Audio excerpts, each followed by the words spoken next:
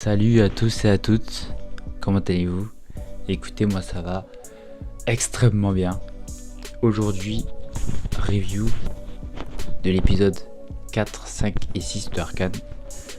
Je vais tout faire en même temps parce que le 4, j'ai pas vraiment grand chose à dire. Le 5, enfin, dans la globalité, voilà, je peux faire ça en une vidéo, je pense. Donc là, je viens de me finir les 3 épisodes.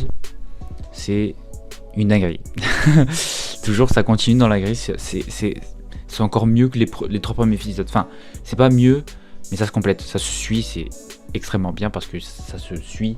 Et vraiment, là, les épisodes, tu les regardes à la suite. Là, tu te dis, t'es content d'avoir eu les épisodes 1, 2, 3. Donc là, la suite, ça se passe comme ça, tu vois.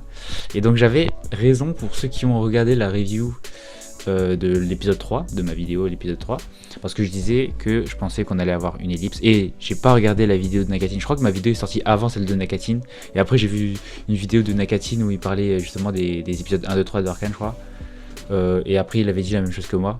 Il avait dit, il pense qu'il y aura une ellipse, et moi j'avais dit aussi, je pense qu'il y aura un saut dans le temps. Donc un saut dans le temps, c'est une ellipse en fait. Et donc là, qu'est-ce qui se passe? Il y a effectivement un saut dans le temps.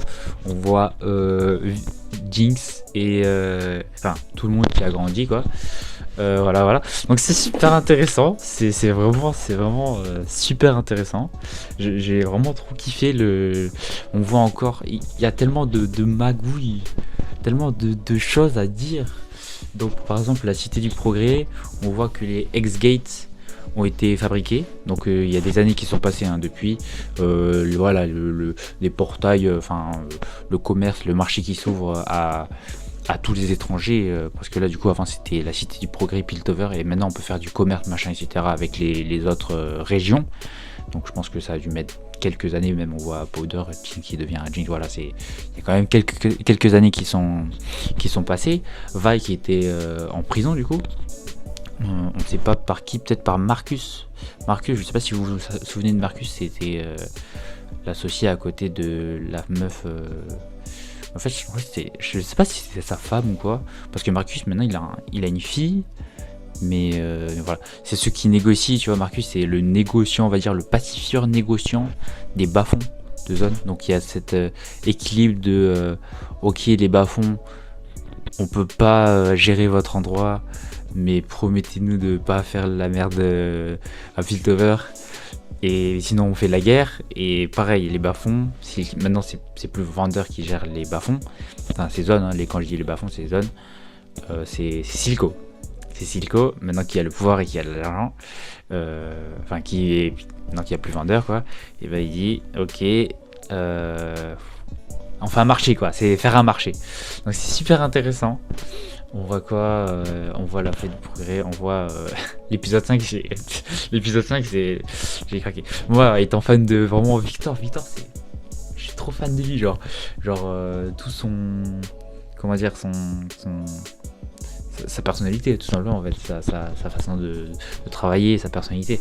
On voit que, voilà, il y a des magouilles. Jace, il voulait pas vraiment faire ça. Après, Jace, c'est un peu le commercial, j'ai l'impression. Tu vois, Jace, c'est celui qui présente, tu vois. Et t'es là, il présente et tout. Mais dans le fond, il travaille beaucoup moins que Victor dans les recherches scientifiques. Après, voilà, il se fait beau. Il va voir la dame là, comment elle s'appelle, la dame, la Mardara, c'est la famille. Enfin bref, la dame du conseil. Après, épisode 5, bon. Voilà, pendant que Victor il est en train de crever. Pendant que Victor il est en train de tousser du sang. Voilà. Bon, bref. Pour ceux qui savent, de toute façon, ceux qui savent. La suite, on la connaît déjà. Je vous l'ai déjà dit, la suite, on la connaît vraiment déjà.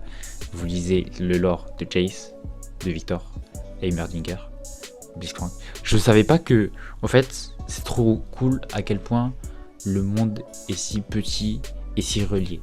C'est-à-dire que dans ma tête, tu vois, connaissant LoL, lors de l'histoire de LoL, c'est Jinx, Kate, Vi, il y a un truc avec ces trois-là et tout, mais on sait pas, en fait, on savait pas pourquoi Vi travaillait avec. On voit que Vi travaille avec Kate, du coup, sur LoL, et qui pourchasse Vi, mais on sait pas trop le contexte, en fait, on sait pas le truc qui s'est passé avant. Et en plus, on savait que Vi et Jinx étaient sœurs. Donc on était là en mode mais pourquoi il penche à sa sœur et tout. Et si vous êtes vraiment intéressé par les histoires aussi, il y a des cotes de personnages. Donc Jinx qui dit tu crois que je suis folle, tu devrais voir ma sœur, tu vois, des petits trucs comme ça. Et donc référence à Vi et tout machin. Vi qui dit vraiment ça colle tout dans la personnalité. Vi qui dit on frappe d'abord et après on pose des questions après, des trucs comme ça. Et on voit que Kate qui est de la haute, qui est vraiment la noblesse, qui fait marcher, qui doit travailler main dans la main avec Vi qui a grandi dans les bas-fonds, et du coup qui doit faire du parcours. Ça c'est vraiment stylé, vraiment Riot GG pour le parcours, les animations c'est vraiment stylé, plus la musique aussi on n'oublie pas, mais le parcours qui vraiment tout est bien fait parce que Kate elle veut pas salir faire du parcours. Vi est tellement habituée, elle a fait ça depuis tout petit. Jinx qui s'est mis avec Silco, et puis elle reste elle-même en fait, elle reste dans son délire quoi. Et c'est incroyable, c'est incroyable. Silco qui fait un marché aussi avec Marcus qui continue de parler, à négocier machin et tout. Donc Marcus il peut pas non plus parce que Jace il veut arrêter, il veut trouver les arrêtants machin et tout, il veut arrêter les attentats. Sauf que Marcus du coup il est au courant, Silco machin, il y a trop de plans, c'est incroyable. Victor aussi, c'est qu'il est malade, à cause du gaz des bas-fonds. Et là-bas, c'est vraiment le gaz, l'air ambiant de zone, il est vraiment dégueulasse, quoi. Ça, on s'y attendait, quoi. Ça se voit, ça se voit. Je veux dire, ça se voit, ça se sent pas, mais ça se voit. Vous m'avez compris.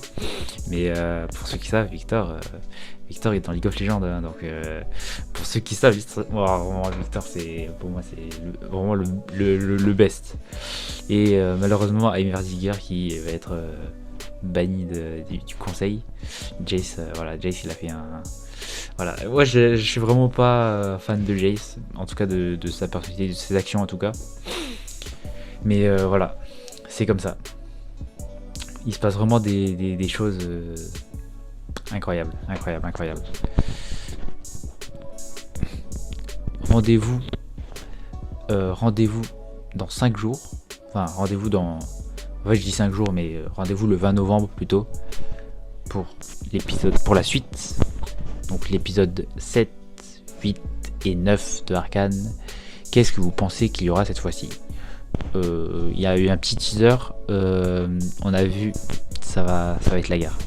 Là maintenant ça va être la guerre comme celle d'avant finalement, avec des choses qui ont changé quand même. Donc la technologie qui a beaucoup évolué, même dans les bas-fonds. Il y a Nakati nous parlait de Chempunk, le produit vert, donc qui a été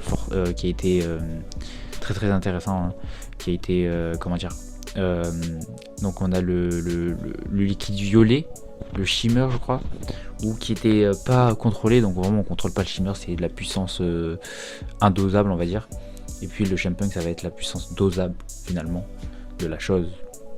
On a vu il y aura des nouvelles technologies, donc les guerriers machin armés, on aura les pacifieurs, on aura une grosse guerre là on aura une grosse guerre, et ça risque de faire. Et aussi avec les technologies Hextech, aïe.